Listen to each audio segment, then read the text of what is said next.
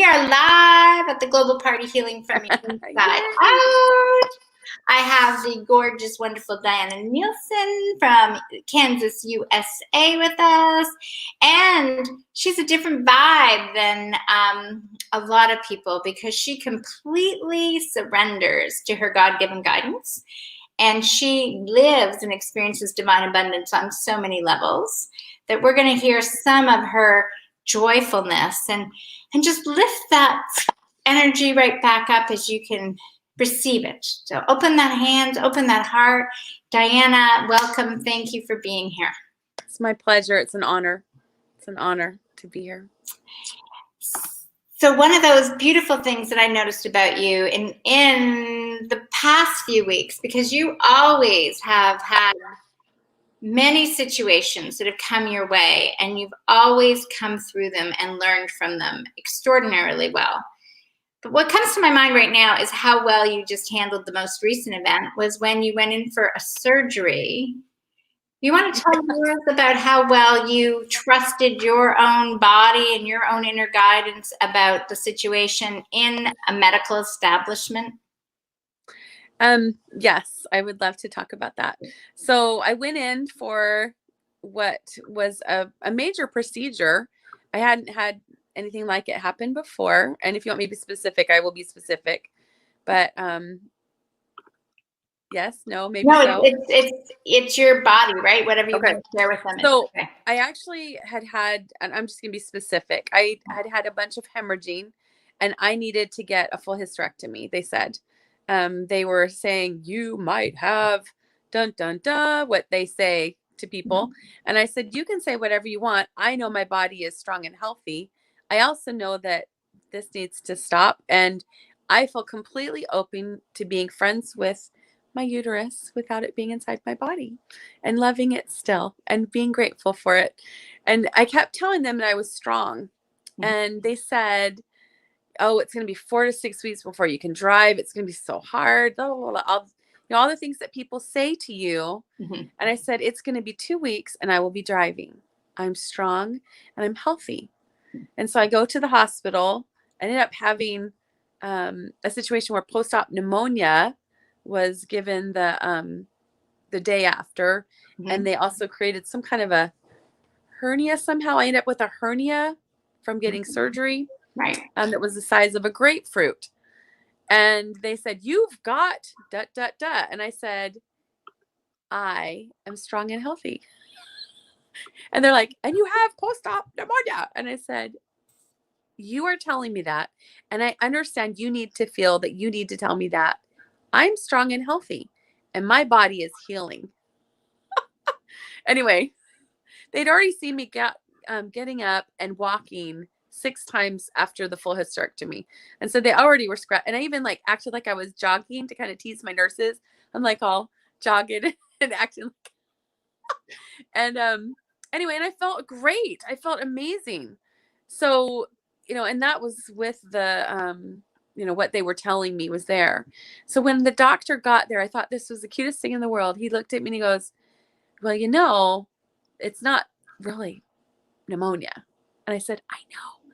I've been telling them that because I didn't feel that's what it was. He goes, it's just a fake one. I go, I know. That's what I've been telling him. Shh.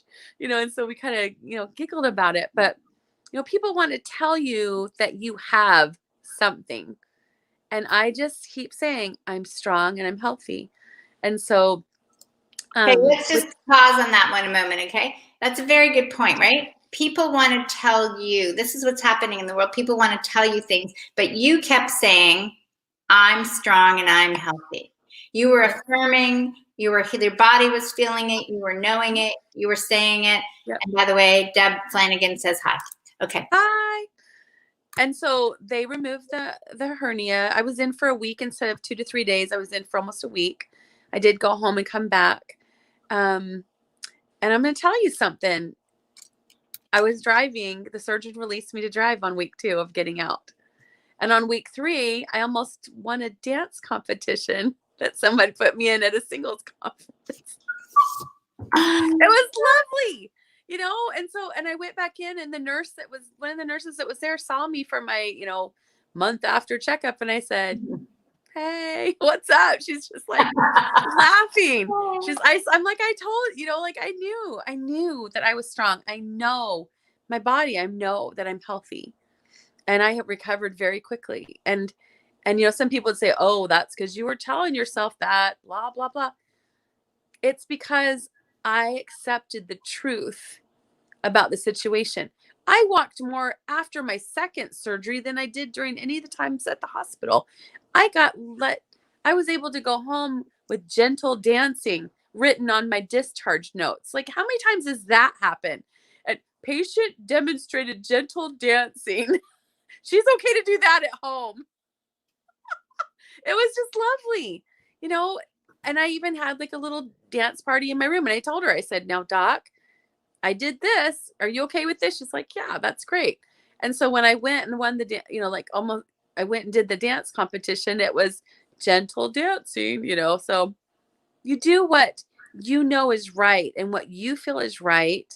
And what everyone else is telling you is what people are telling you. It's whether or not you make that truth your own, or you stand in truth and say, I know what is right because God is speaking it to my heart. So say that again. Do you make others' truth right, or do you follow your truth that God's speaking to you? Is that what you just said? I don't know what I just said, but yeah, see, that's how it works. Very lovely.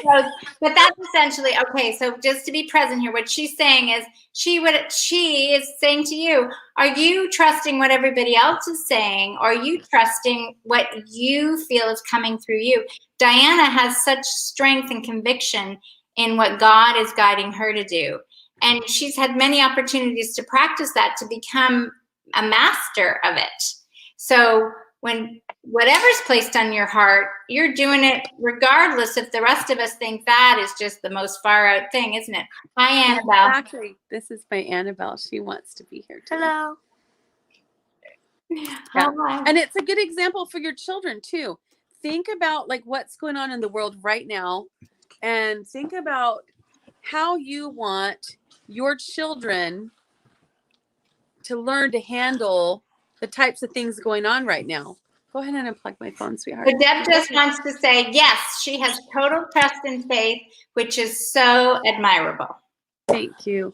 And that's the thing is when I tell people this, when you're walking towards a mountain and you have faith that you're supposed to be walking past that mountain, it's either this is not an earthquake. This is my daughter. She's so cute. It's like all rocking around. I love you.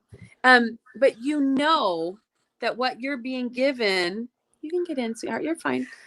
She likes to cuddle with me before bed. This is part of our little routine. She's so cute. So when you walk towards the mountain and you know it's gonna move. You go through the mountain. Yeah, it's gonna move. You can have faith that it's gonna move. It's gonna move. So just be aware. Okay, you go get in bed, you cute girl. Go get in bed. I love you. Not right now, baby. Okay, I love you. One. And sometimes things don't go the way you hope, or like, for example, if you've put your children to bed because you're going to be online and you're going to be talking to your best friend about changing the world and helping people. Sometimes children want to know that they're the most important part of your world. And so you just are flexible with whatever happens. But yes, just know that a lot of wherever you put your attention is what's going to happen. And I knew that if I let that belief in of other people's perceptions, things would shift for me. I also know that I have things. I work with a wellness company with you, and shop at a wellness company. I mean, I shop and I help other people shop as well. So if that's work, then I basically talk and play with my friends. That's what I do. Anyway, don't tell me, but it's awesome. Anyway, I knew that my body is well, and I knew that because of the products that I'm using to help my body, that I would recover a lot quicker than anybody else also. Mm-hmm. And so the combination of knowing that God was there for me, and also knowing and trusting that the things that I'm doing in my life are on the right path for me, that whole combination was really powerful. And I also knew, I'm the only person that's taking care of my children. Right. Do my children want to be with a babysitter all the time while I'm going off doing all this stuff? No. And so that mountain I knew was going to move, and I knew it was going to move quickly because I am the person to take care of my little ones. And I felt that in my heart, and I knew it, and it was true. It was awesome. Yeah. And it was fantastic. And what would you say is the effect of your trust on other people? Because I'm going to just tell you before I say that, I'm going to tell you what your effect is, because where did it go? So Mel Holland just wrote, "Hi, awesome encouragement, Diana. Trust God and what he's telling you and where he's leading you," right? So when you are doing that, in the beginning, other people might be saying, "What? Why are you doing that?" What is the ripple effect when they see your confidence in God? They trust God more. They trust God more, and they believe, and they know that that he really, move out of the light, baby. No, baby, go. I love you, sweetheart, so much. We have I'm keeping it quiet so James doesn't get up. And so little Annabelle is wanting to have some more boundaries and things like that. Bless her. Okay, I am going to talk to you after. I love you so much. Okay, go get in there. I love you. Good night, Annabelle. I'll talk to you tomorrow. Thank you for letting your mother be with me live on camera, affecting the whole world. Well, but you know what? I think that it's really good for people to see that, I've got 5 children, 4 at home right now, multiple special superpowers. And so for me to be able to, I just feel like I send light out. Mm-hmm. And a lot of times, things will come back, and I will, Annabelle, shut the door if you would, please, sweetheart. A lot of the times, there's all this rustling right now. I'm just like, stop that. Baby girl, I need you to stop. Hi. Everybody was in bed, I promise. Anyway. You know what? That's what being a mom is about. Okay, like there's this idea that you can have everything on a schedule or everything regimented. I think that's what being blown out of the water. It's about flexibility and flow and being authentic. Exactly. And that's what I've been doing this past couple weeks, or what has it been, like a week? Has it only been a week that we've had this? Our children have been able to home. It's been amazing to be able to have them here. And I feel like I get more done because they're close, and I feel so happy. It's been amazing, so I get more snuggles. Like I'll snuggle with one side of, like over here, everybody's snuggling, and I'm working on my phone on the other end. And, they've got their little eyes closed or like leaning against me. And so it's a very, there's sometimes that James will start going, mom, mom, mom, mom, mom. And when he does that, then I have to go, okay, somebody grab him. But but just those moments of connection. Mm-hmm. And it's so, like, I feel like our children are feeling these shifts that we're having in the earth right now. And they're affected by these so deeply because we are teaching them how to handle things that are unexpected right now. They're getting a course in the unexpected from us.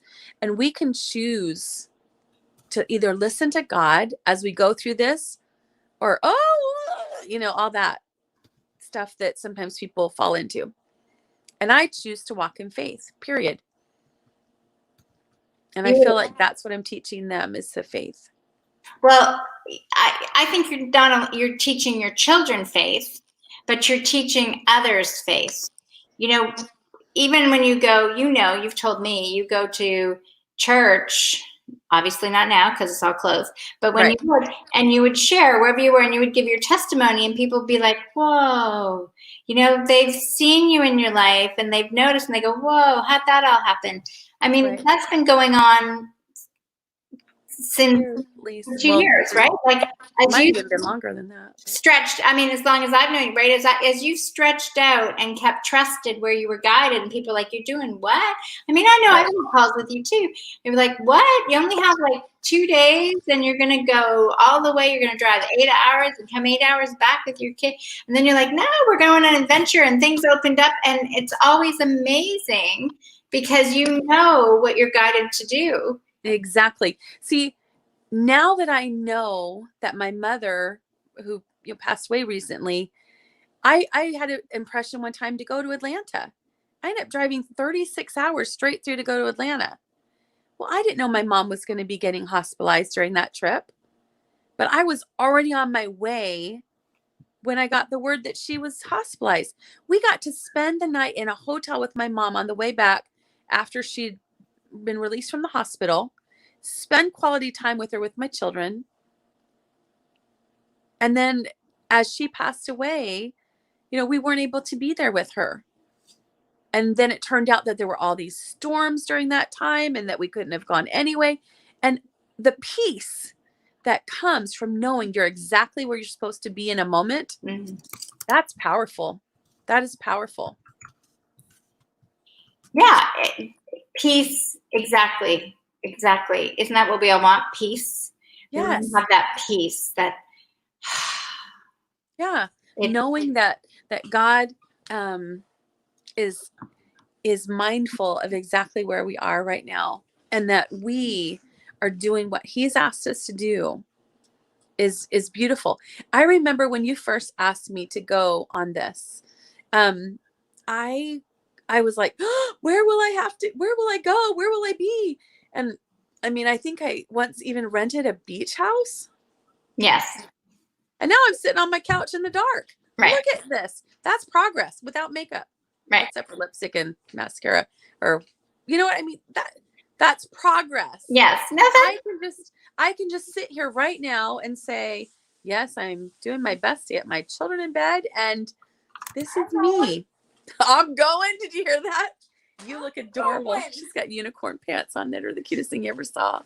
Put those little unicorn pants up here really quick, sis. Show them their little leg.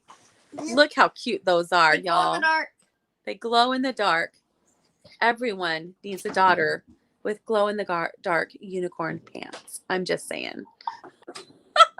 But it's just like the authenticity of being okay with who I am, with where I am. Like I walk around now and I just feel like I feel tall, and my inner strength is so powerful.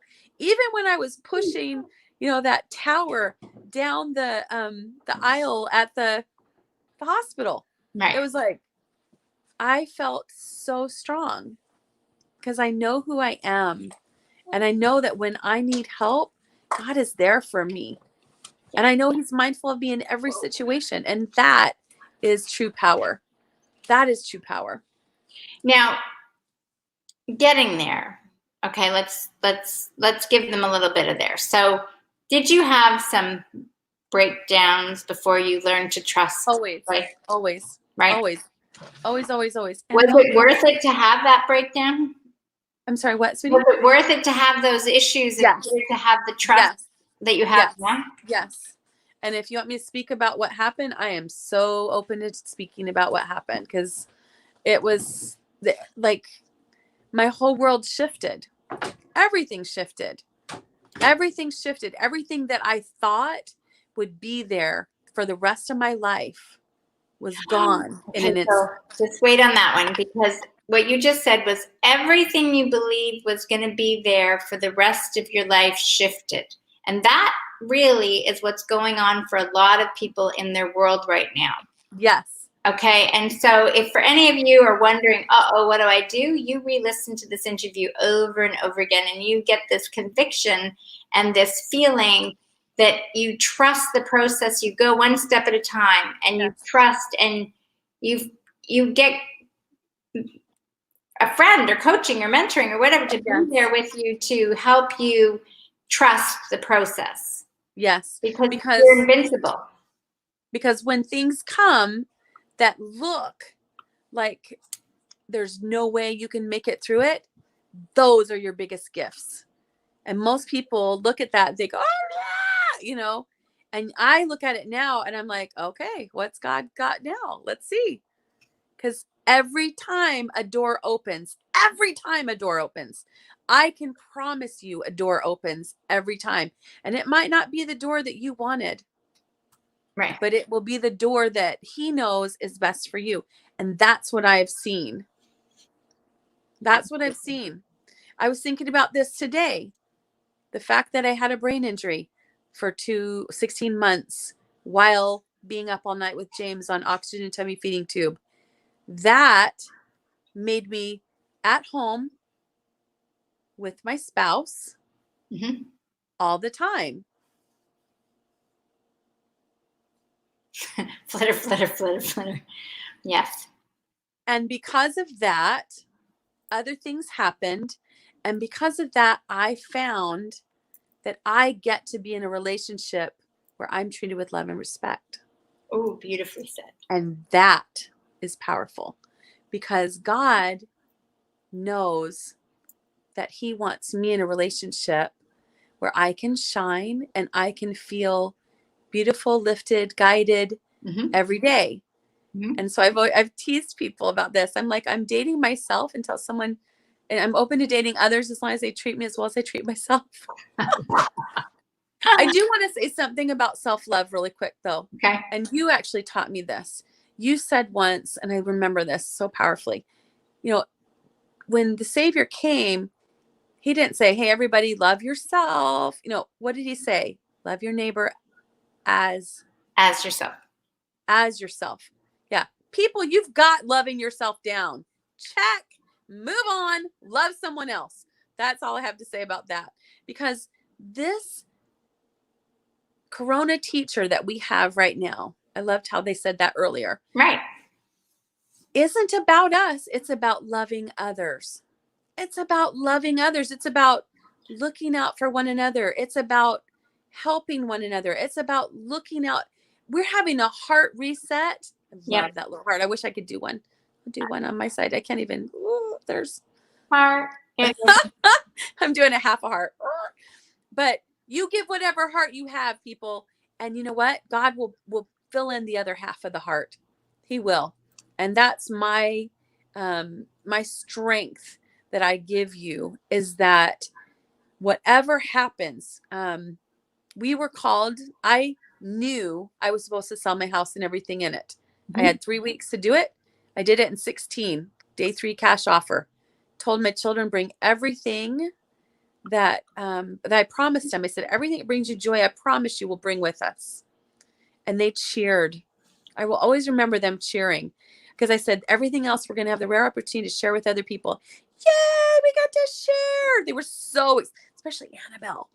Right. And now everything that they've needed is being replaced in beauty and love and peace. And so when people talk about losing, quote unquote, losing everything, I'm like, baby, go for it. Because let me tell you something. My children now know, like there was a place we thought we needed to live in Florida. And I was going and looking down there. I remember I told you about this. A couple months later, and I told the children, I said, God is saying we cannot stay here. And so it's kind of funny because there was a hotel and I said, well, we're going to spend the night. We can't stay here. God said no. And we ended up, I said, no, he said, it's okay for tonight. But after that, we have to move on. Well, Hurricane Michael hit and the entire place was flattened.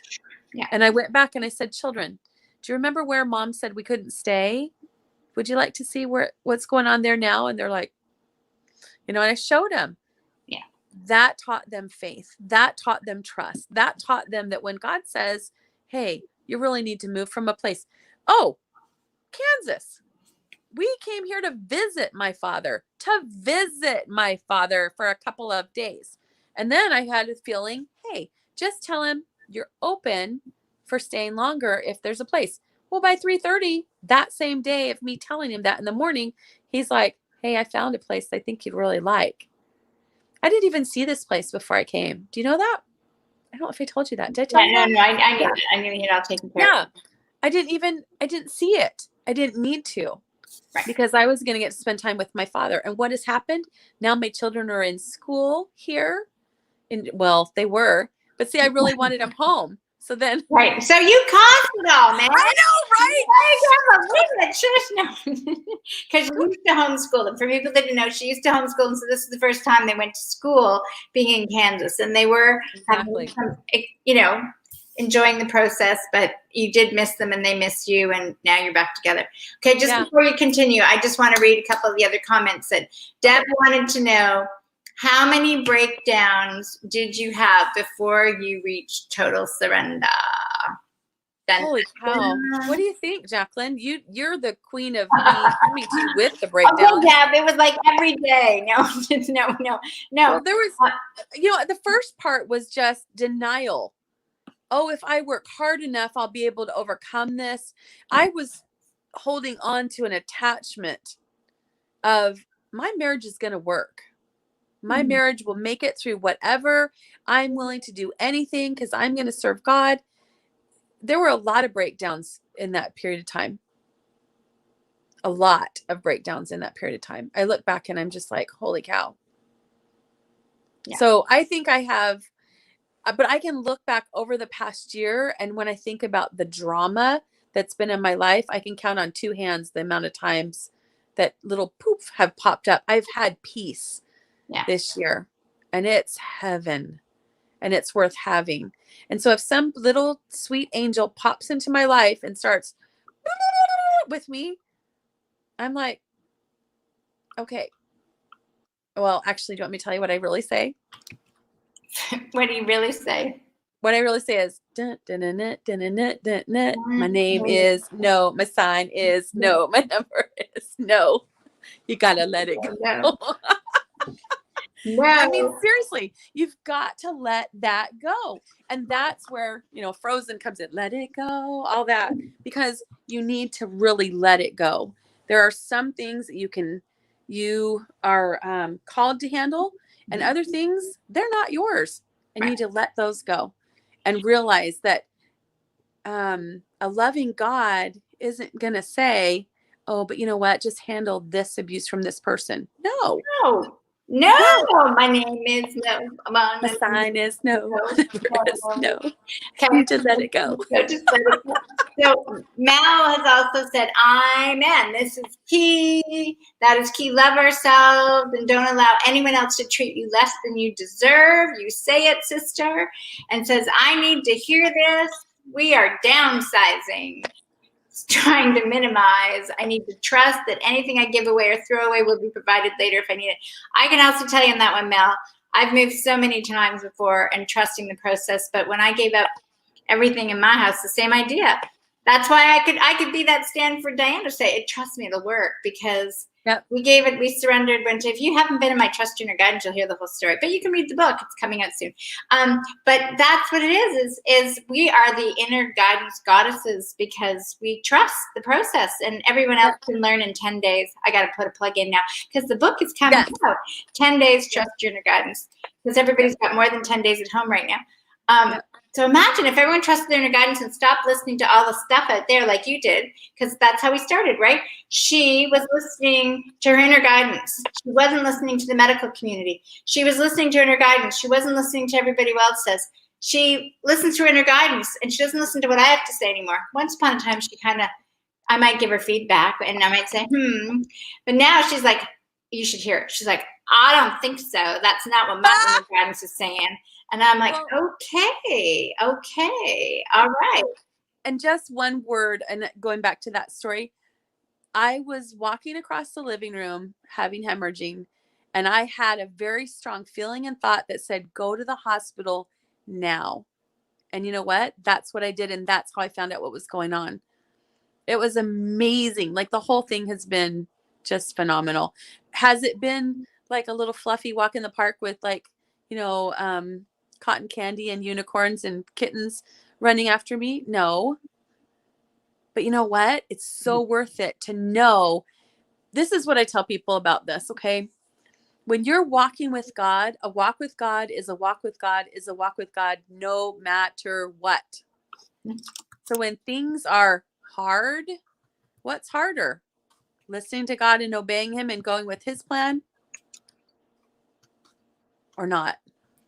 You want to talk about hard? Try abandoning the plan. His plan and trusting him is the safety. And that's what brings the peace. That's when, like in the Bible, they talk about the brass serpent and look, and you will live. Mhm. You know, you won't feel the snakes. So even though the snakes were there, I was like focused on God. And that is where the peace comes. Giving the mountain to God. Because guess whose mountain it is, people? It's not my mountain. It's God. Yeah. And if he wants it to move, you walk towards it and it just goes.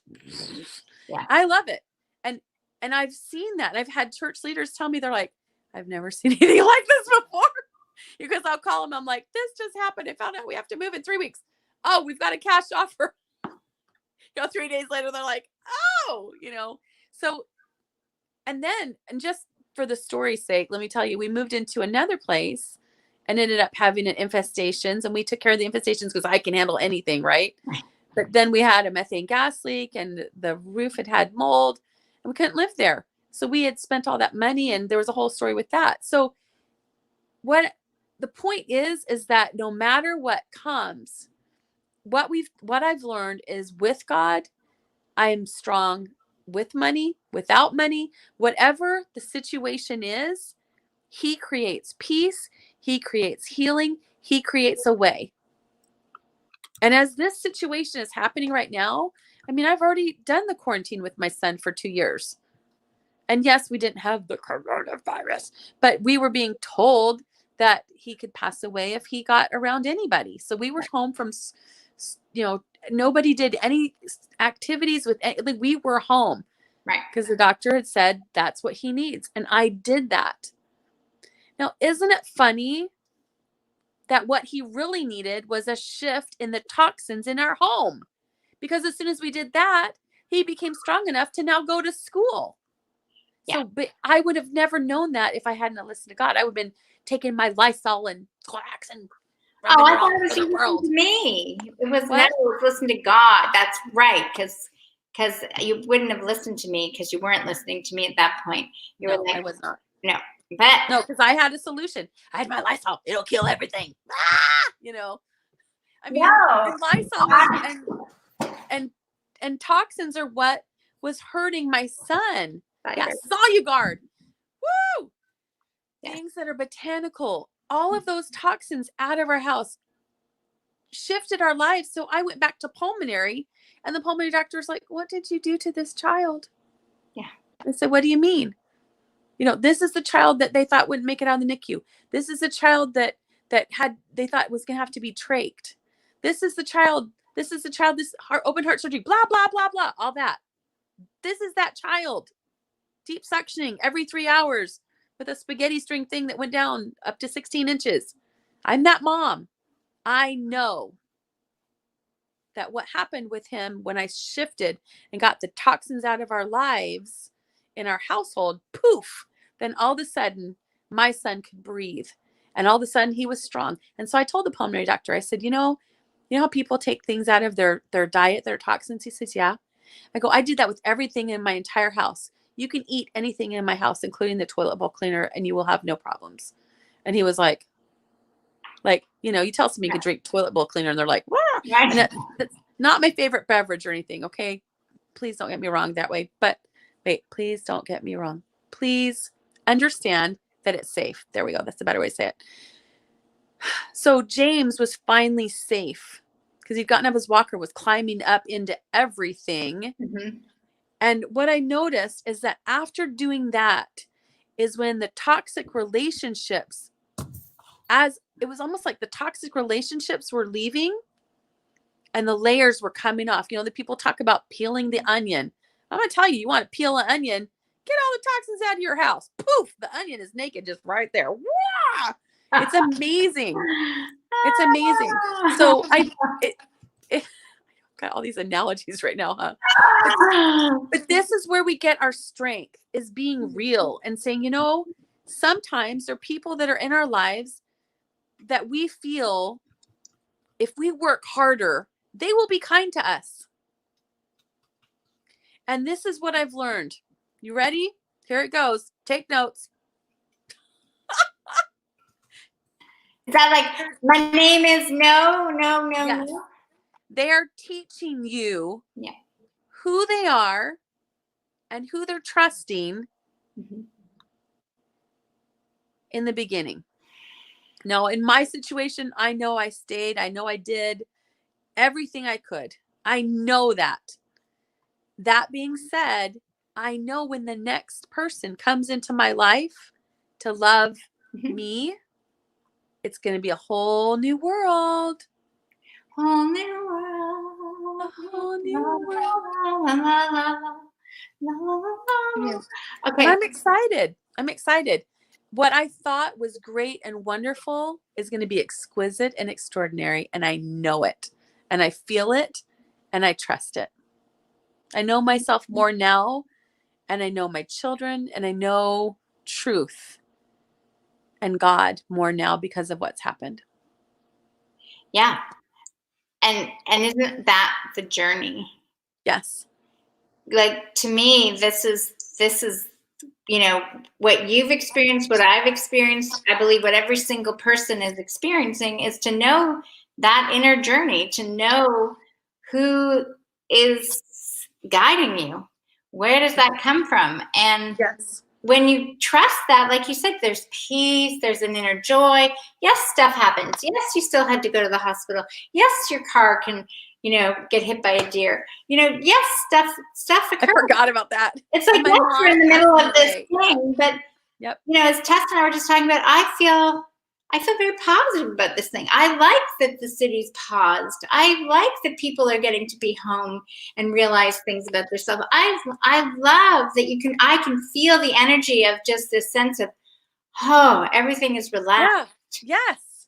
And that's what we felt when James was home during that period of time. We really had a chance to focus on what was most important, which was our family. Mm-hmm.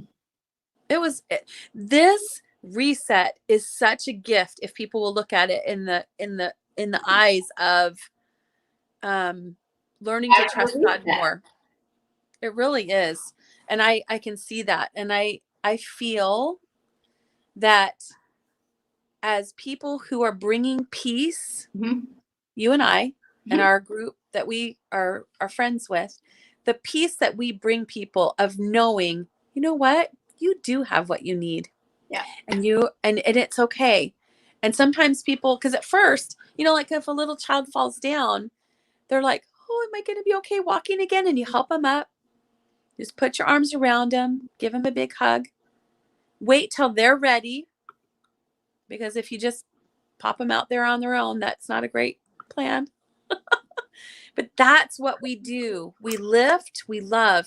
And I am encouraging people right now to reach out to people and just say, are you okay?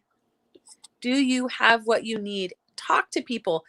Find out if people are okay. That's what I've learned in this recent situation, is just make sure people are okay and show them love and lift them.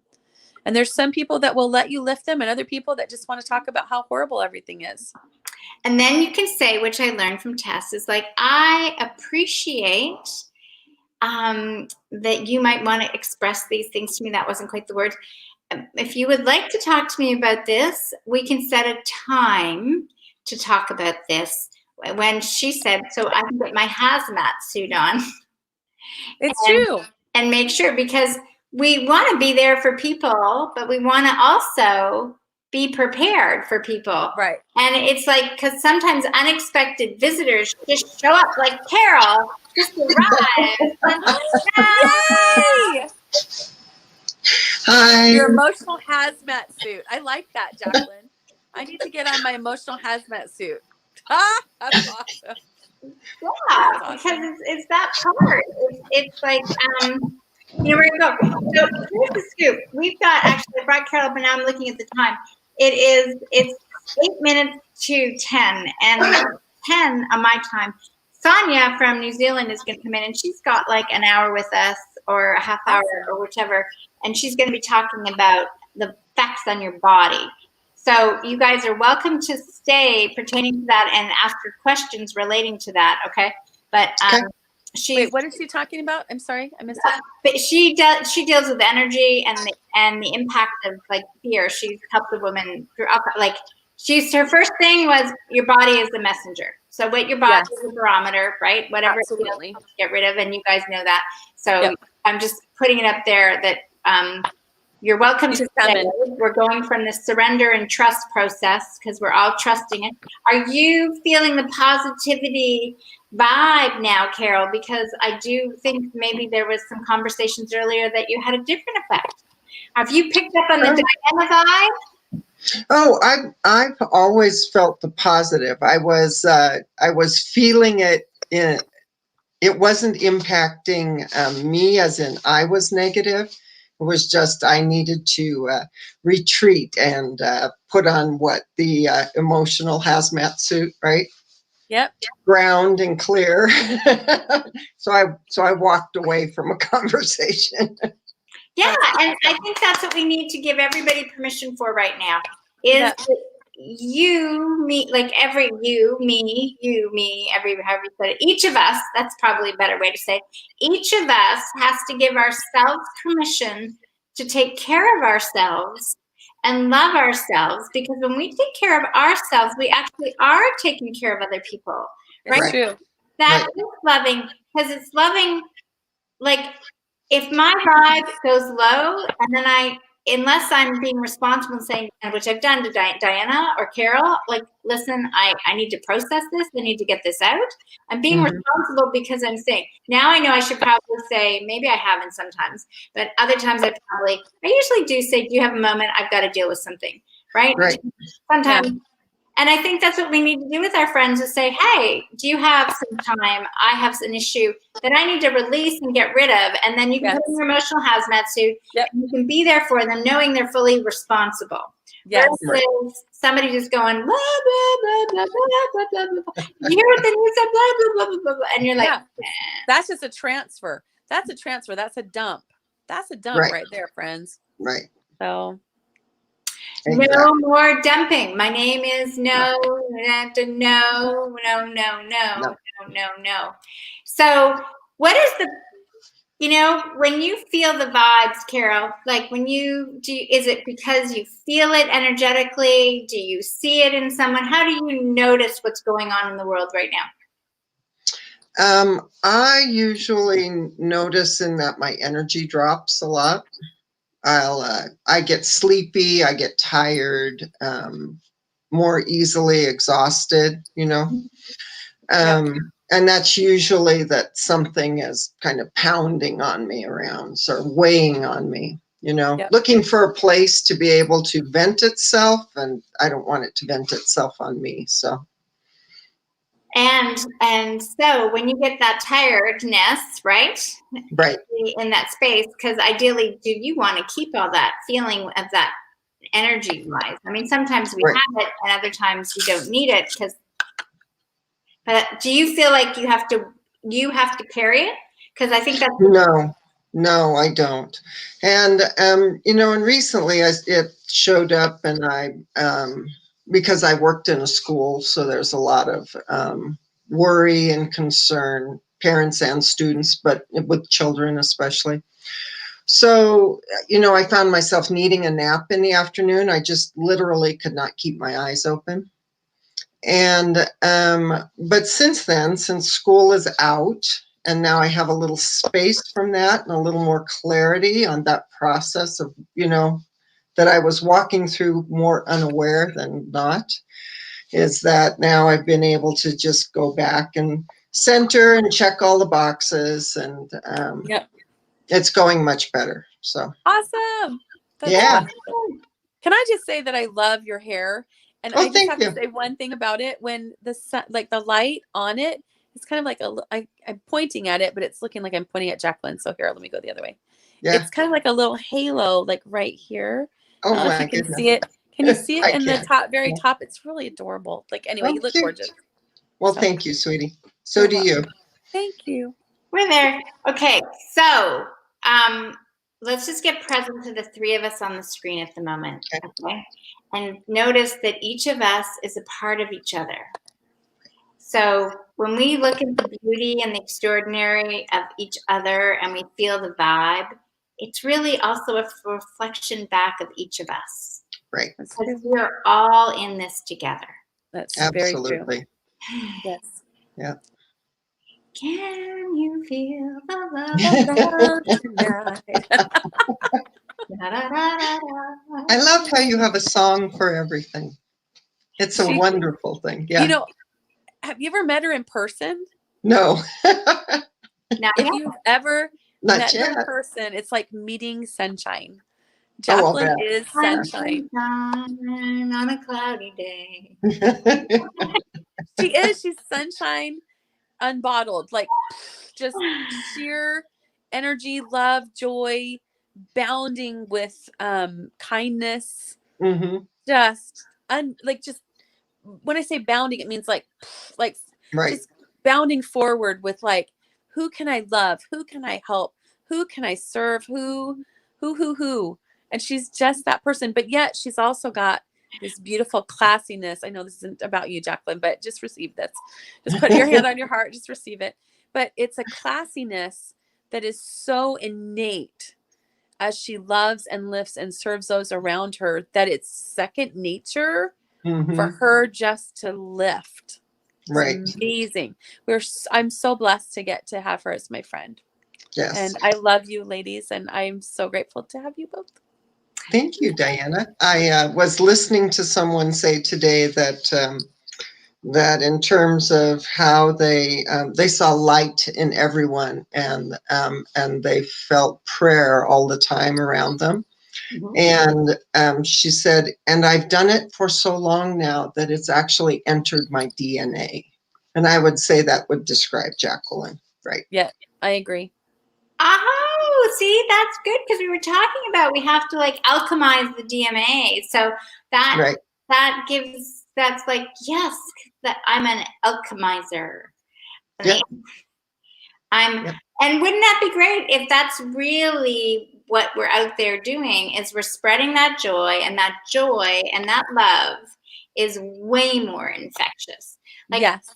You know, I just absolutely. Like, yeah. I do love it. I mean, I've watched Diana is like an extraordinary person. When we walked for the first time, is every single person. So when we were at convention, there's thousands of people, and I had to finally like, I'll just meet you at the other end, because they'd be like, oh, Carol, I love your hair. There's this like, oh, Jacqueline, I love your shirt. Oh, Summer, I love your shoes. Oh my! I usually don't get caught because nobody's usually with me. I can just share sunshine without somebody going, "You're sharing sunshine," you know. So I'm kind of like, oh.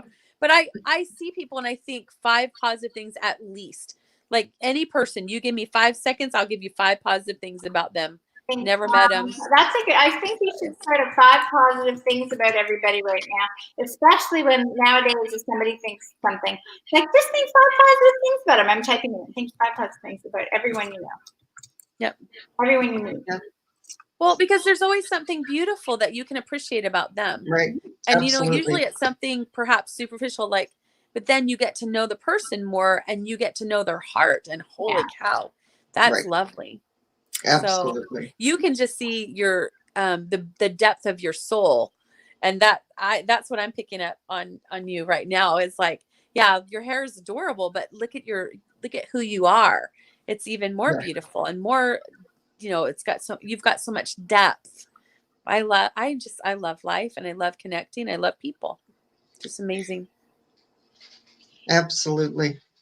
When you described Jacqueline, it sounded to me like you were describing yourself, because that's my observation of you. That's probably got some truth to it. Jacqueline is amazing though, and she's this tiny little thing, and so she just bubbles with it. Oh, I just love her. Anyway. So, okay, so we're going to go back to surrendering and divine abundance. Okay, so in this surrendering and divine abundance. As we're surrendering to our inner guidance, because this is really where we have a choice right now. We can either listen to what's coming within ourselves and trust that, or we can listen to other stuff. Right. And when you know what feels good for you, what do you ladies choose? Do you choose the thing that feels ooh, or do you choose the thing that feels good? Good. Good. I feel good. That was the setup. No, it's done. Okay, so what would you be the three words of wisdom or three thoughts that you would like to help people to feel good, to trust their inner guidance? What are some of the things you've experienced that you could say, this might be your first step? This is what you need to embrace. No, God has a plan. That's what comes to my mind right now. No, God has a plan. I know that when you trust that he has a plan for you and you give it all to him, that's when things happen. That's in my experience. Okay. Right. That's only two things. I'll think of another. You will. I have something that I repeat with a friend of mine, and we believe it to our core. We say, all is in divine order according to God's plan. All is well, and all will be well. All is well.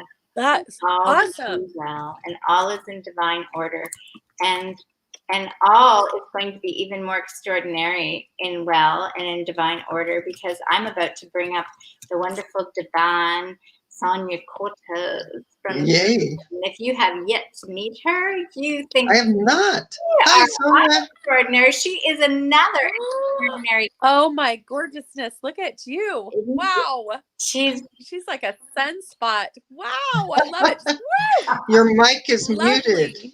Yeah. Oh, I can't hear you. Unmute you, Sonia. How come you're muted? Unmute. There you are. Where'd you go? Come back. No, She's there. I'm here. Yeah, you are. I think when There I you are. accidentally muted you by mistake, darling. How is everyone? Woo! Oh, and We are good. Great.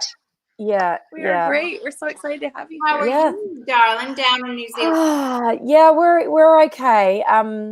It's interesting times, as you all know, and I've only just jumped on now because I've been out all morning. But we are, I'm just really trying to keep the vibe high, actually, as best you can, with everything that's going on at the moment. I've just been. Just take a moment here for a sec. Open up, because we're on a high vibe, and we're just gonna let it right over to you, to New Zealand. Okay, so just feel this presence. Big breath in. It's floating your way. Can you feel I can feel it. We're moving. Okay. Yeah, no, we're good. And I had it's a beautiful day here today, and had an amazing time last night with some friends. Just got together and went, you know what, we've got to make the most of these really special times with friends. And I've been spreading a massive message here to everyone about fear, and it's just not going to help your immunity, and don't go into stress, because this is all part of the divine plan. And I just jumped in as I heard Diana and Carol finishing off some stuff there, and I was like, "Ooh, talking my language." That's why I told them you were coming, and I told them that you are going to talk about the fact of how things affect your body. And these guys are always in high vibe and trusting the process. And they are in the joy vibe. And in actuality, I'm going to be frank, even though I'm Jacqueline.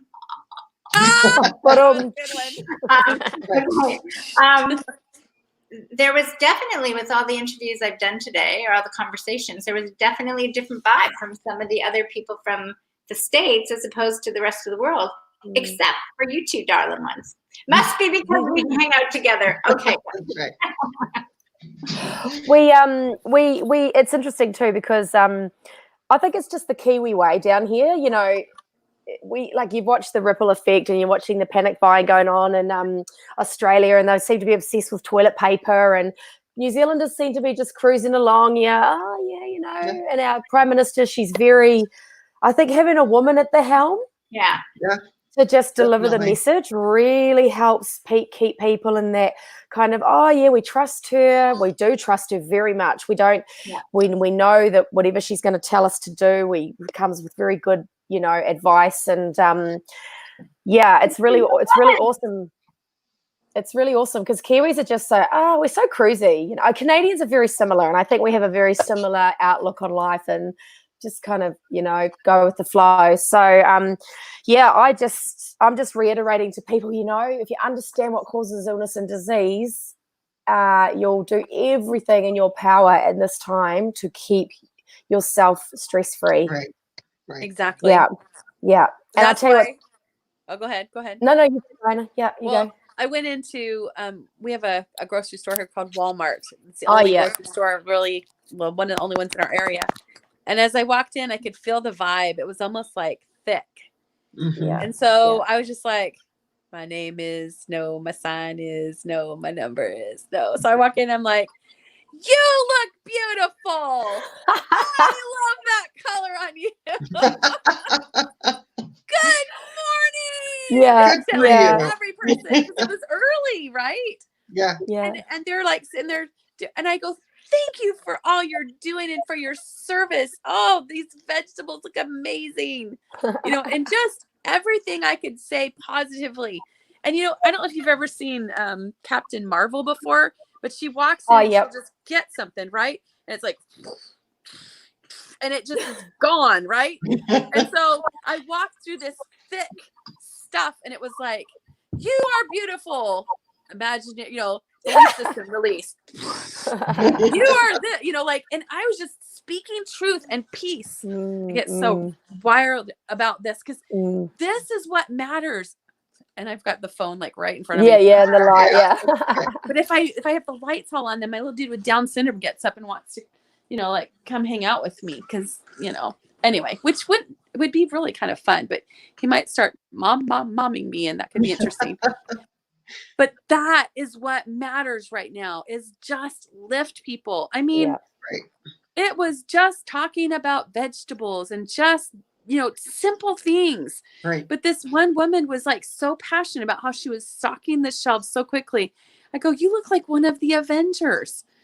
I said, I feel like you could just like get in that V form that they use as they all walk together. I go, look at you stocking that and taking care of people. Like, you are serious. I go, and you look gorgeous to boot. Look at you. And she just looked at me. I go, you're going to walk around all day going, hey. And she's like, yes, I am. You know, so it just spread beauty wherever you go, in whatever, you know. Here I am speaking from the darkness because I've got children that are asleep.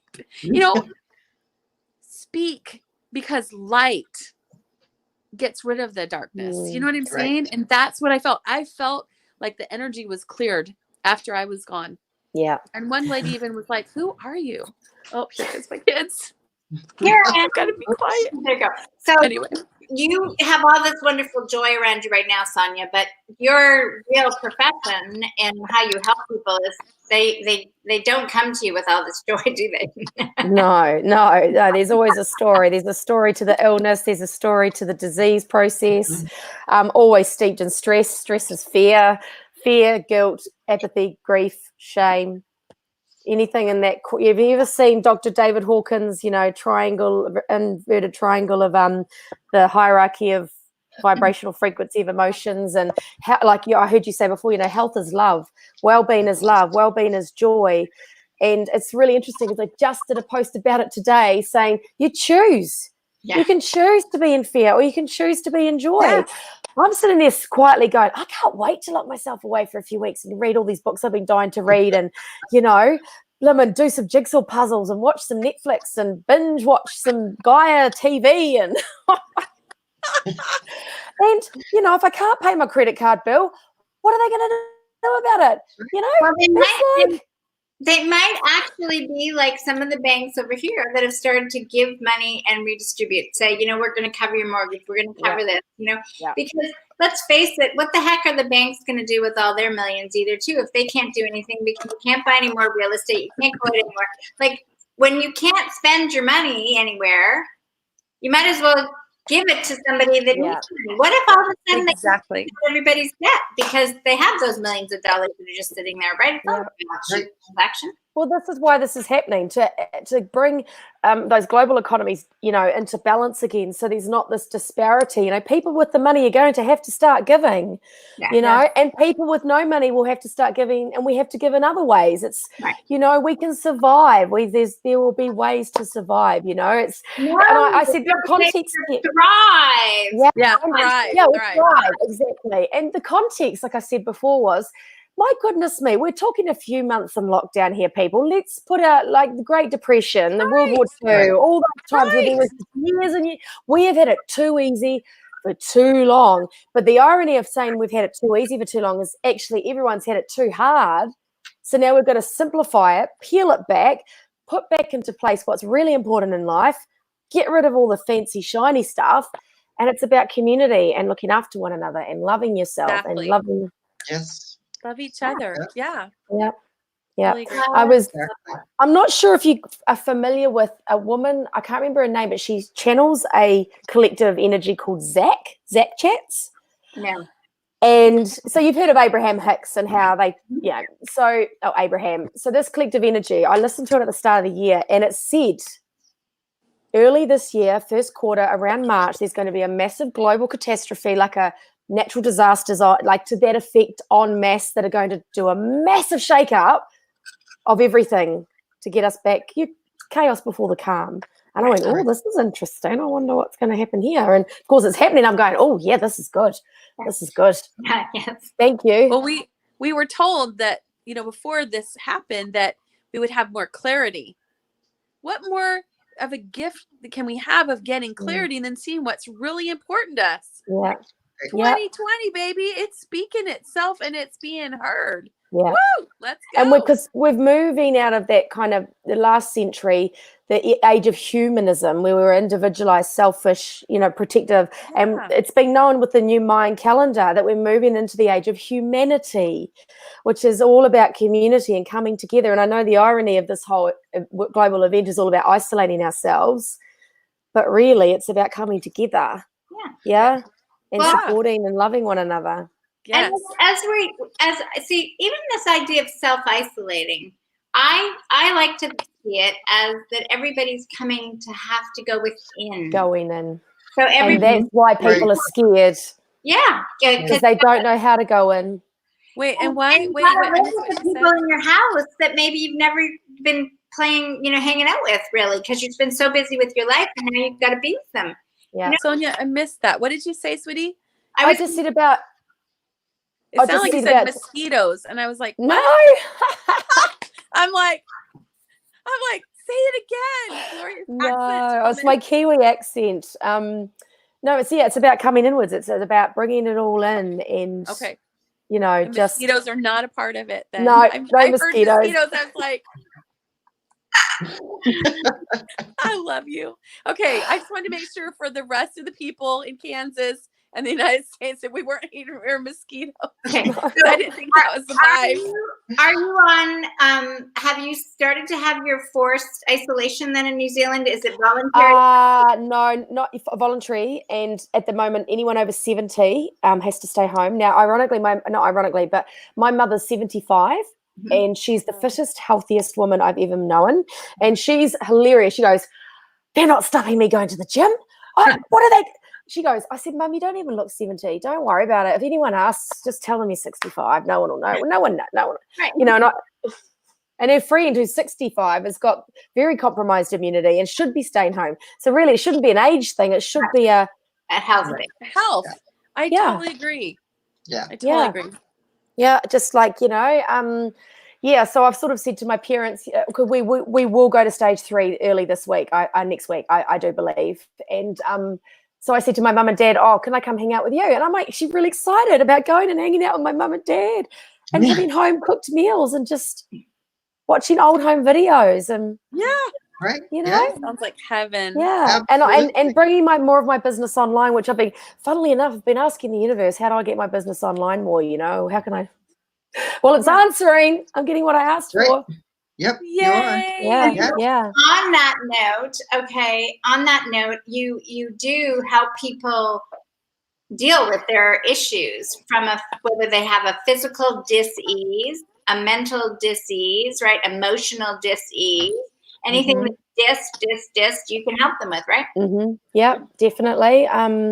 Powerful processes based on the meta medicine, which is from Germany. The Germans are incredible when it comes to health. They know their stuff, and it's the most powerful tool for helping a person find their specific root cause of their illness based on six stressors: stress, social and environmental, organ damage, emotions, beliefs, and I always forget the sixth one. I always get one of them out. But, when you look at a person's timeline of their symptoms and you look at the person's timeline of their life, you start going, what was happening in your life at that time when you started to get symptoms around the theme of ... And they go, oh, my God, that's when my marriage started to fall apart. Oh, that's when blah, blah, blah, blah. And it's like, see, the body is not making mistakes here. So true. It's a very prescriptive, very scientific process, but it's never, ever, ever wrong. I'm yet to have a client come to me with an illness and we not find the root cause. And it's like there in front of you. In fact, you can ask them, if you were to ask this pain in your body or this illness, what it was trying to teach you, or what was it about, tune into it and ask it. And people just go, oh, yeah, right. Yes, I'm not letting go. I've got all this lack of forgiveness. I'm angry. I'm frustrated. And that's the beauty, is when you release all that. That's what I just barely had happen with my experience. And I remember going into my last surgery, and I thought of Jacqueline opening up, and I opened up and I just said a prayer, and I asked God to take everything from me that I'd ever done wrong. And I thought of all the things, and I forgave. And when I see people that before I would have felt hurt, seeing just like that feeling of, oh, I'm missing some, no more, gone. And it all released. And I feel like that's why after the surgery, I'm springing around like a spring chicken and turning dance music on in my room, and it was amazing. And it's continued. It's because exactly what you're saying. The power of letting it go. I'm reading Dr. David Hawkins' book at the moment, Letting Go, The Power of Surrender. And, literally whatever it is you require, whether it's health, whether it's relationships, whatever, you literally just send it out to the divine. Ask for that divine support. Say a benevolent prayer. I trust that all will be provided for. I trust that I will be provided for. And imagine if we've got everyone doing that. I'm going to do a post on social media after this, and I'm going to share people with the benevolent prayer. Because when we all start sitting in prayer and thanking with gratitude as if it's already happened, collectively we're shifting that vibration on such a powerful level that there is no space for illness and disease. It can't thrive. Exactly. It just leaves. It goes. And that's why everybody's like, why are you so healthy? And I'm like, I told you I was healthy. Yeah. You are telling me one thing and I know another one. Yeah. I love you. You're fantastic. This is great. Yeah. And because those six, like I said, those six core stressors, and you can have a mixture of all of them. One of them is your beliefs. Right. Like if you believe that the gene for breast cancer is going to give you breast cancer, guess what? And you're stressed about it, and you're in a toxic environment, and then you've got all these love. Yes. Your gene will switch on. The epigenetics tells us it's not the gene that causes disease. It's correlative. It's all the other stuff in our environment and in our belief structure and in our emotions that adds. And it's quite amazing to read this book, Letting Go, because it's very scientific. And yet he's literally saying in it, give up your fears to God. If you want to be healthy, move yourself up the scale, get out of fear, go into courage, move into willingness, go into reason, up to love, up to joy, gratitude, peace, all the way up. And yet profoundly scientific, and yet so very spiritual, or whatever you want to call it at the same time. Right. Yeah. So it's almost tricking people into spiritual, like having that awareness of that divine support without them realizing it. The power of letting go. Will you post the title and the author? Yeah, I will. It's over in David. It's Letting Go by Dr. David Hawkins, and it's also, he's written a book called Power versus Force. Which is that difference between resistance and letting go, resistance and flow, and we think by pushing and striving forward, that's what we're going to get what we want, but that's a form of resistance. And when you sort of lean back and go, actually, be in the space of what it is I want. You got to open and receive. It's so true. This Yeah. last doctor's appointment that I just barely had, they gave me my final clear bill of health. And when I Wow. did, he said, and oh, by the way, you don't have cancer.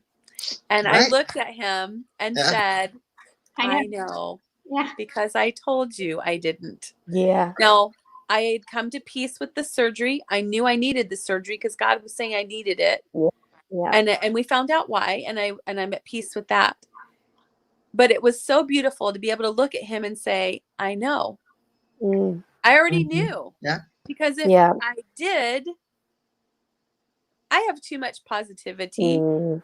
to be Right. in that space. Like Yeah. I was like, okay, do you think I had enough fear at that time and it was like, no, this is their belief system. They are Yeah. giving to me. And I just stood in perfect, like, and it was so funny because a couple times I had to go to the emergency room and they'd say, oh, you've got some, and I'd say, I am, one time put my hand up and I was like, I am healthy. Do you feel it? I am healthy and strong. It was a boundary because the lady kept repeating herself, this cute little nurse, over and over. And I was just like, I understand what you're saying and that you feel you need to say it. I am healthy and strong. Because they do that because they feel they need to prepare us for the worst. I had the most, do you mind me asking what sort of cancer you were blessed with? They want, I wasn't, I had a full hysterectomy because I'd had some hemorrhaging. And then during the surgery, I had a post-op pneumonia. And then they had a hernia pop up the size of a grapefruit. And they're like, oh, that just happens. And I said, to who? Has never happened. I did not come here with these things. I'm strong. So when the nurses said I had pneumonia, guess what I told them? Sonia, you're going to love this. I said, I understand that you feel you need to tell me that. I don't get pneumonia. No, wait. I've never had pneumonia. I've never had it. And they go, well, you have it now. And I said, I understand you feel that you need to say that. However, I'm healthy and strong. I've never had it. So you know what happened when the doctor came in? He goes, oh, honey, this isn't real pneumonia. He goes, you're healthy and strong. We gave it to you. And I'm like, and I'm giving it back. And he's like, yeah. So I feel amazing. like this has been so good. And then I had a situation where I actually passed out and hit my head. Well, when I talked to the doctor, she's like, it was from the anesthesia. Because I'm like, did I twist? I turned? Did I do? She's like, no. It was what we did to your body. And sometimes that just happens. Yeah. And I'm like, on what planet, people? Not my world is different. I'm healthy and strong. Anyway, it was just a really good experience. Here, Sonia. So do you also have have you had the experience of people that have, let's say, had PTSD, for instance? I'm just rapidly changing the conversation. Yes. And yes. So they go from the ups and the downs, right? So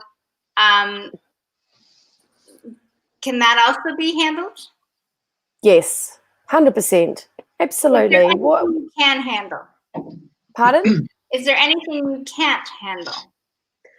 I would actually say severe narcissistic personality disorders and sociopath. Yeah. Oh, I love you. Yeah, because that can't, it's like alcoholism, unless they can admit that they're in such fear, narcissists, like they're narcissistic personality traits, because they're so ego driven, because they can't afford to be vulnerable, because in the past when they were vulnerable, they were hurt by the ones they love. So everything they do is driven by themselves. So they will come for a session, right? But as soon as we start to peel those layers back and vulnerability comes up, they're out, gone. Wow. See you later. I'm so glad you said that. Great question, Jacqueline. Wow. It was a great question. That was fantastic. Oh, and you know who else I can't help? Who? People that don't believe that they can heal. Yes! Oh, that's so true. People who choose to believe what the doctors say and believe their prognosis. I can't help those people unless there is a part of them that's open to the possibility that there's another way. Yep. Right. You can't rip a butterfly out of the chrysalis. Like you, No. you can't. I love it. Same thing. I'll ask someone 3 times, right? Like, do you want help? right? Blah, blah, blah, blah, blah, blah. You know, would you like to let go of it? Blah, blah, blah, blah, blah. You know, third time, if they still are like, blah, blah, blah, it's like, no, I'm gone. I know you can't be helped, right? But if they, third time they go, or sometimes it's a little, maybe it's second, they go, well, yeah, if I could get rid of that, I would. I often have to reframe and dig deep with people around secondary gains, which is why I insist on a certain number of sessions, because some people will start to get shifts, but they realize, I've literally had people come and realize that they're in toxic relationships and they're ready to make the change and they go, can't do it. I can't leave that relationship. I've got to. So people go into this cognitive dissonance and they go into such fear because they'd rather stay with the familiar, even if the familiar is really uncomfortable. Right. Yep. Better the devil you know. Yep. That's how the frogs end up in the boiling water. Would you like in somebody that you like for that example, right? So, you know, is that like on average a 6 session, a 10 session? 6 to 12. I prefer to do 8 to 12 sessions. I'll tell you an amazing story, and I just thought Diana was awesome about what the doctor said about, you know, she's like, no, what we know from a meta health perspective is the presence of bacteria and viruses are in the healing phase after the stress response. So all this respiratory stuff going on at the moment with the is, you know, the two parts of the body being affected, lungs, bronchial mucosa, and larynx and stuff like that. All of that is a territory fear. That's the underlying cause. Or a death fright conflict. Lungs are all about a death fright conflict, like a fear of dying or having a shock diagnosis or stuff like that, right? So if anyone's walking around right now in fear of COVID-19, dare we say that word, and fear of it in relation to their territory, their home, their job, their body, that triggers adaptation response in the body for the lungs and the mucosa and the things to open up and go into functioning better to allow more airways to flow. And then when the person starts to feel less stressed or afraid because they go into lockdown and they go, oh, I'm safe now, then they get the symptoms of that virus or disease around lungs and that. So you're putting yourself into a higher risk of contracting that illness because of the fear you've got around your territory. Wow. Right. Territory fear. So let's just restate that again so people get clear, because at one point it sort of sounded like they got it because they went into lockdown. But what you were saying was they got the fear. Fear has depreciate or hurt their immune system. Yeah. Fear has compromised their lungs integrity. Yeah. So when they've gone into the space of self-isolation, that's when things have appeared. Yeah. Right? Because, you know, the body's always in a state of cell plus or cell minus. It's always trying to adapt to make us function better, to allow for things to work better in times of stress. Now, the brain and the body's just listening to the brain. It doesn't know whether it's a literal or figurative thing that it's been told, right?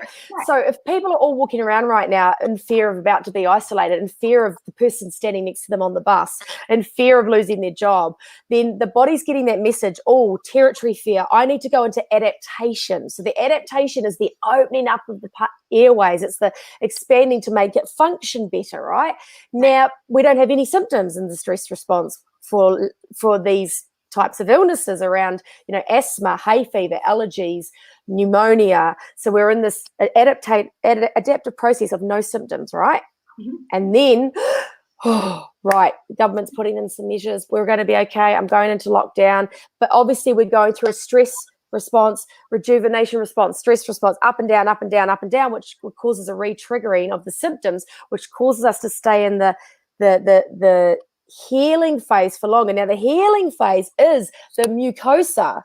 It's because once those airways and that have all opened up, and your bronchial alveoli is all opened up, and then it's like, right, we've got to release all this extra stuff in the body, so then we get the mucus and we get all the coming out. That's the healing response. The bacteria, we know from a meta health perspective, bacteria and viruses are there to actually as part of the healing. Right. To allow the body to go into but if we keep getting re-triggered into stress, hence the lengthening of the symptom. Right. Yeah. So it's fascinating. Wouldn't it be great if everybody in every hospital they got a positive prescription medicine with their stuff, right? So they had to just watch the Nature Channel and say, I can breathe easily. Yeah. Like My lungs are open and well. I'm opening well. You know, I can chill. I am strong. I can journal. I can let go. I mean, we would see shoot, boom, healing quickly. Yeah. And also go for walks in nature. There's no metallic surfaces there that are carrying the bacteria that's the virus that spreads this disease. Don't stop people going out for their walks on the beach or in the forest in the middle of winter or whatever. Don't stop that stuff. They should be telling us, okay, even if you're symptomatic, get in your car, drive to the forest, go for a walk, go to the lake. You're not going to infect anyone because we're all doing social distancing, but we're told to go inside, lock ourselves down, isolate ourselves, which is the worst thing we can do in those times of stress, because now we're in the state of isolation. Right. Yep. Yep. Exactly. Respiratory fear. Exactly. I can't go near my own mother. She might have the virus. Right. Right. Triggering the adaptation response. Mhm. I want to ask you a question. What would you say to someone who said, oh, you know what? We're all going to get it anyway. Yes, we are all going to get it. And if your immunity's good, it won't be a problem for you. Good. That's what I said. Yeah. Yay! I've got people messaging me, right, all in fear, and I'm almost starting to block people. It's like, I'm so worried. And I go, what? But do you think it's going to kill you? What if this is not helping you? Is your immunity good? Yes. Are you healthy? Yes. Do you go to the gym? Yes. Are you taking supplements? Yes. So what if you get it? Actually, get excited because now you've got improved immunity around that virus. That's right. Right. Oh, you're brilliant. I'm forecasting. Okay, go ahead. It's been proven that those who are dying in Italy because of this illness had 3 or 4 other conditions along with it. Yeah. People with healthy immune systems are not dying from this illness. Right. People with healthy immune systems and and people don't understand your immunity is your mindset. It's your energy. It's your energy. It's your heart pounding. Like you said, that whole, get your shields out. Pew, pew, pew. Washing my hands. Fending off the bad bugs. Your immunity is your mindset. Are you typing that, Jacqueline? That's fantastic. The immunity, it is. No, you know what? Actually, immunity is your mindset. Immunity is I'm unity. Ooh. Oh. Nice. Mind, body, spirit. If those 3 things are healthy, you are going to be okay. And if it is your divine time to pass this mortal coil, that's just your soul calling you back anyway. Exactly. To start its next incarnation. Right. So, ho-hum, what can we do? It's just part of the unfolding, really. And I just keep iterating, find things, even in this hard time. I love seeing the memes out there that are saying, and the people read books and they stayed at home and they cooked healthy meals and then the world returned to, and everyone, it's like that. It's kind of like, it's forcing us to slow down. Oh, yeah. Exactly. It really is a gift. It is a gift. It's such a gift. Yeah. It's a mental health break for most people. It is. Right? It is, yes. And that mental health break where they really it's not even like vacation where you go on vacation. Someone goes on vacation for a week, they know they're going back to work. Yeah. Right. Here, people are starting, at first they were like, what? But now they're starting to think, oh, you know what? I might be off for a while. And so there might be some of that stress about, well, what is that going to happen for my income? But when they realize, you know what, you only have to deal with today, because really your focus is stay 6 feet away from that person and wash your hands, and you still have to be present to that, right? Yeah. The other so-called issues take a back seat, and then a new answer comes. Yeah. Yep. Right. So true. Yeah, it is. And it's, and I think that's why people have just lived their lives in such a busy spiral of, sort of thinking of the outside world and this, I need this, and I've got to do this, and rah, rah, rah. So I think what's also really driving a lot of fear is just having to sit with yourself for a while and be in your own thoughts and be in your own psychology and, Ooh, I don't know if I like what's going on in here, but I've been avoiding it for so long by blaming the government, blaming my teachers, blaming my parents, blaming everyone in my life for the reason my life isn't going the way I like. And now it's like, self-responsibility here. Yes, that's what we've been talking about. Self-responsibility is when you start to realize it's in here and it's self-responsible and you can't blame everybody else for your issues. Yeah, nah, you can't. Exactly. Not when you're an adult. Not when you're an adult, you know. But I guess it allows people to vindicate their position and keep them stuck. You know, you don't. You know. Oh, that's what I was about to say before. So one of the things I have to do with a person when I'm working with them, if I sense there's resistance, is secondary gains to staying unwell. So, you know, for instance, especially illnesses like MS and stuff like that, a lot of them are self-devaluation conflicts around not feeling good enough, strong enough, capable enough. And they have this condition which then, like, they've all of a sudden they're maybe horrible. These are true stories where their horrible husband suddenly being nice to them because they realize, oh, you know, this poor woman's sick and I need to look after her. And if I'm not sick anymore, will my children still visit me? Will I still have people popping over with cake and tea? And, you know, I have to go back to work and I didn't like my job in the last incarnation. And, it's quite easy not to have to go to work each day. And, it's kind of, you know, serves a purpose to stay unwell. Exactly. Yeah. Yep. So why would I get well? Why would I get well? What's the point? What's the point? Exactly.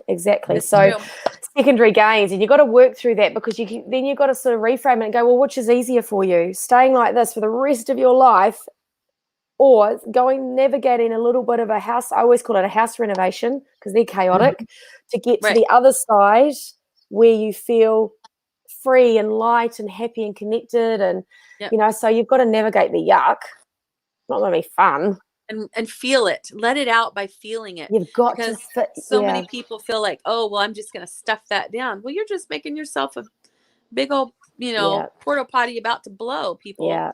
Like, and your body is another amazing book is The Body Keeps the Score by Dr. Bessel van der Kolk. And it's, you know, you think about all those emotions that we're storing inside ourselves. Yep. Not to release. Right. I think the other thing that happens when people may be on the road to healing is that they wake up one day and say, I don't know who I am. I know who I was when I was sick. I know how to live with that diagnosis. I know that life. But I don't know who I am. Yeah. And, who am I without this identity this thing that I've identified? Oh, I'm such and such. I have depression. I am depressed. Like we have this ownership of our diagnoses, but they're not yours. They're just the depression, the anxiety, the liver cancer, you know? But well said, Carol. It's like, who am I without this? Right. This has been part of my identity for so long. Yes. Right. Oh my goodness. Exactly. Okay, so I was in an electric scooter for 28 years. What? And I ended up, I was in for 28 years. And I used it. And then I had my brain injury. You don't know my story, but like, I'll just share it really quick.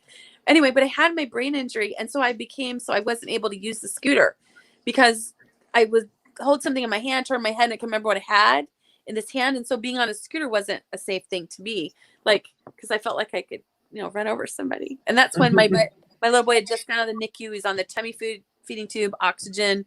I was stuttering, repeating myself, blah, blah, all that stuff, all that past stuff that has no relevance at all moving forward in my life. But so carry on. No, you ask. I'll be quiet. I love to know, what was the tipping point for you that made you realize that you could heal? Jacqueline helped me shift my son's health by getting all the chemicals out of our home. And it came with a little box of vitamins that I thought were rubbish. Seriously. Because I'd been on True Organic and all medical grade and all that stuff. And so I went ahead and took them. She just flashed you what they were, peak performance. But she did it. The first month I started feeling like Wonder Woman stepping out of a jet in thigh-high boots. And the week after I became a customer is when I got the divorce papers from my husband. And so I'm sitting there feeling like, My name is no. My sign is no. Like I'm just like feeling great. Month 2, we find out we needed to sell our house, everything in it, and we had 3 weeks to do it. And I have 5 kids, and 3 have. That's our diffuser. She's diffusing for you. Anyway, so we had 3 weeks to get out of our home, and I sold the house and everything in 16 days. Happy as a little lark, and I could feel my legs getting stronger. I've hiked in and out of cliffs in California. I'm strong now. My circulatory system healed because of, what is it called? Provex CV. Provex CV. Yeah. And month 2, poof. And then 4 months later, I stopped wearing glasses. And I'd worn them since college. I'm 51. And I started wearing them for. Oh, you don't look 51. Oh my goodness. Thank you. Yeah, So it's no been way. like this miracle. So this surgeries that I've just had were my, pretty much other than babies, this is it, folks. I had a little foot surgery like in the 90s that was just laughable. But other than that, I am strong and I'm healthy. Right. But this reset my whole existence. And so I believe when I was leaving my house, guess what I did? You'll be so proud of me. I ripped up my medical records. You know why? Because they were story. irrelevant. You don't need the energy of that You don't need it to anymore. go forward. No. Yeah. If you want to be here, be Well, that's part of the story. That was part Yeah. of the story. When I said, "It's like, are they true anymore?" Right? Like, Yeah. No, Yeah. they're irrelevant. something in They're your not. history. It's like It's weird telling you about a it. massage. When I go to get a massage and they say, "What's your history? What's your thing?" I just put a whole line through it and I go, "Healthy." Yeah, same. I don't. It's like, what the heck? No, Right. not going there. Yeah. It's true. It's totally Right. true. Exactly. Totally true. Yeah. My Okay. daughter wants to say hi to the world. Hi. This is Annabelle. Who is Hi, Michelle. she's just beautiful and fun, and she has little salmon-colored unicorn glow-in-the-dark pants. That is important to know. Yeah, yeah. It is. So where are you guys essential. based? Where are you, Diana? Where are you based? I'm in Edna, Kansas. I live about 10 minutes from my father. Wow, You Kansas. know, that was Dorothy. Yes. Dorothy. Yeah, and then what There's about no you, place like Carol? home. I'm in Cheyenne, Wyoming. Why I really want to go to Wyoming because there's Frank Lloyd Wright's house, Taliesin, is somewhere in Wyoming. I don't know where. No, not in Wyoming. There's not in Wyoming. one in Illinois and one in Arizona. I'm sure because I've studied him. He did a house in Wyoming, and he used to go up to Chicago because a lot of his buildings are in Chicago. But he would come down into because Wyoming's like north to there. of Colorado. Yes. Okay. Yeah. America's just so big. So what were we talking about? Healing. Oh, do you know, you know how that's power of belief stuff we were just talking about in terms of your illness? I recently had a woman with liver cancer come as a client, and she decided when she got diagnosed, she said to the doctor, I don't want the prognosis. Right. Mm-hmm. I don't want it. Right. And she underwent a biocompass analysis, meta-health analysis to find out what the root cause of the illness was. She came up with the root cause herself, really. I just listened to her language and I was like, oh. Anyway, she embarked on 4 sessions with me, and at the same time she was getting chemo, and she chose to do the chemo because she said she felt like she wanted to do everything. Right. But after her second round of chemo, she just gets get really anxious about it and go, I just don't feel right about the chemo. Anyway, on her third round of chemo, she got so severely sick, she got hospitalized, right? And while she's in hospital, they said, we better just do your proper scans and see where your cancer's at. You know, we really need to know what's going on. And the fact you're really sick's got us worried, blah, blah, blah, blah. So they did the full, you're under, and put the cancer's not even there. Yeah. Hey. That's And awesome. she just looked at it, and the oncologist started crying. And she said, we don't see this. Less than 1% of people after 4 rounds, maybe. She said, we're not even going to give you the 4th round of chemo. She said, I just don't know. I've never seen this before. And the woman, I said, did your body tell her it's because you're doing the emotional Yeah. Right. But anyway, that is how That's powerful. She chose not to get the prognosis because she said, I know if I'd got the prognosis, I would have believed it. Yes. Turns out she had stage 4 liver cancer, which has moved into the bowel, and right. you know, like she was terminal. Yeah. Right. couple of years, Well, obviously. she would have been terminal by their diagnosis. Yes. Right. And that is so true. Like, I feel like doctors are violating their oath, which says that will do no harm, when they turn around and say, oh, You have this, or, you know, if they just keep the door open, even when Right. they see something and say, you know, this is all I can do, but, you know, there's other stuff out there. At least somebody still has hope. But when they shut the door.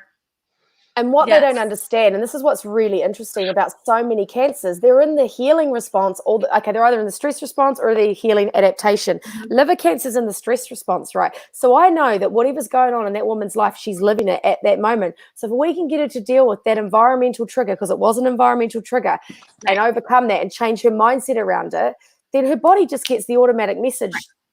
Right. You can heal now. And lymphatic cancer, like, you know, when they say it's spread into the lymph nodes. No, when you have cells, and I don't call it cancer, I call it cell increase. When you have cell increase in your lymph nodes, it's actually your body going through a healing phase after the adaptation. Yeah. Oh, yeah. You don't need to cut their freaking lymph nodes out. You need to make sure we address that root cause and clear it at a mind-body, spiritual perspective, and the cancers will just disappear of their own accord. So true. You know?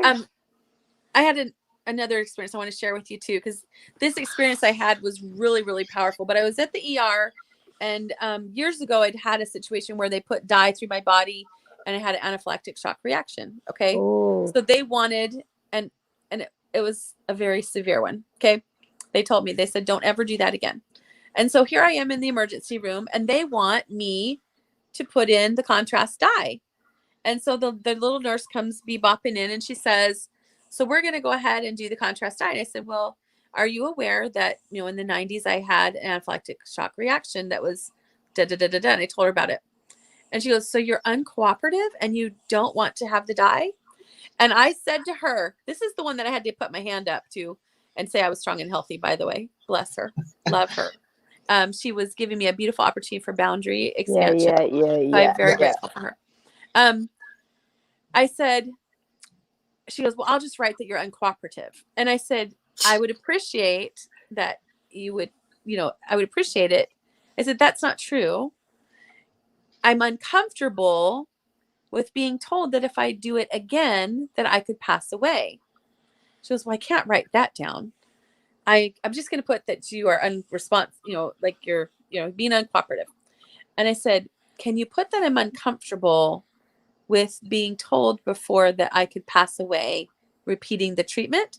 She goes, oh, and yes, I can write that down. And so, but it was all about, you know, all of a sudden I'm going to be uncooperative because I know something. Taking ownership of your body. Exactly. It was so, like, it's almost ludicrous, you know? And so it is ludicrous, actually. And so the good thing is that it gives you a chance to stand in truth and say, I am strong. I am healthy. I recover quickly. I recover quicker than anyone you've ever seen. Watch me. Yeah. And so, oh, she's tickling me. Don't tickle me. I will tickle. Annabelle Grace. The power of the mind. You know, I had my mother almost die of kidney failure, and she went back into the hospital, and they put her on all these meds, and it turned her totally loopy, the med combination. And she just walked out of there and went, you're not putting any more medication in me. I'll go and figure out what's going on. I'll heal my own kidneys. You know, she got high cholesterol. Put you on a statin. You're not putting me on a statin.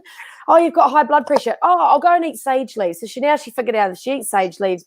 She did go on the blood pressure tablets for a little bit, and then she went away and did her research and found out that clary sage or white sage, one of them, if you eat those leaves every day, it drops your blood pressure.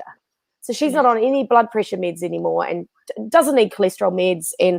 But she said, you know, she said they just put so much fear into you. But I said, because they don't know any other way. And it's because they're afraid as well. Yep. They're afraid that if they don't tell you that this could kill you and then you die, you could get sued because you weren't told that. You know, you see all the time. Exactly. People have a terminal illness and they get told it's terminal. You got 6 weeks to live. And guess what happens? 6 weeks time. Poof. My friend's father has got melanoma, and it's been 9 years, and he got told, you're 6 months. And they said, stop drinking your beer, stop going to the pub, stop put all your affairs in order and you best don't take any holidays. And he said, you have just told me that I'm about to die and you said don't take a holiday. He said, well, the first thing I'm going to do is go to the pub with my mates and have a drink and then I'm going to take a holiday. Right. 9 years Exactly. later, he's still taking holidays. He's lost half his face, like they've cut half of him out, and he's still going to the pub every Friday at 4 p.m. for a drink with his mates. That's And he's had other mates since die before him, and everyone's going, Jesus, you're still here. What? And his daughter, who's my best friend, says it's because of his mindset. She said, when you see him, don't go, oh, are you okay, John? Well, I just said his name, but are you okay? Just go and go, geez, look what they've done to you. You're a bloody mess. Oh, it makes you better looking, you know, like have a joke, have a laugh, treat him like normal. And that, he doesn't want to feel different. He doesn't want to feel sick. He doesn't want people looking at him going, oh, poor you know. Just treat him like normal. Yep, so true. Exactly. 9 years later. Oh, sorry, go ahead. 9 years later. He's alive. That's amazing. Yeah, he's here. Yeah. Annabelle has never spoken on a global party before, and she has a question for you that is unrelated to our subject, but I think it's adorable, and I think it would be a great opportunity for her. And she disappears. Come on, Annabelle. Ask away, lovely. You ask. Come on, ask. Okay, she's slithering away.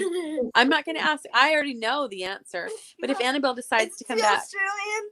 Nope, come here, hurry. Oh, that word. There you go. It's a swear Did you word hear? in my country. Yeah, It's a Swear swear word word in in her my country, country. Annabelle. Hey, this actually, do you know what, Annabelle, where you are in the world, it's very unheard of where I'm from. So I would suggest you go and Google New Zealand.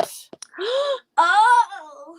She does Yeah. know what that is. She does, because a lot of Yes. Americans, when I was traveling through, they would go, oh, I had one person say, is that near here? I went, nope. No. Quite far away, actually. And I actually said, I said, quite often I have to fly via Australia to get here, which means I have to go backwards to go forwards. Right. And Well, she's doing the crab crawl out of here, like, you know, the Yeah. backwards crab crawl. yeah. I thought that took a lot of guts for her to at least ask, though. So I wasn't going to Thank ask her you, question. Annabelle. But well There you done, go. because we are neighbours and we do love our Australian neighbours. Yes, you guys are getting along much better than before when you used to do feel like, oh my gosh, that's like Canadians to Americans. We used to be like, oh my God. Well, actually, I think we're drawing the line again. Yeah.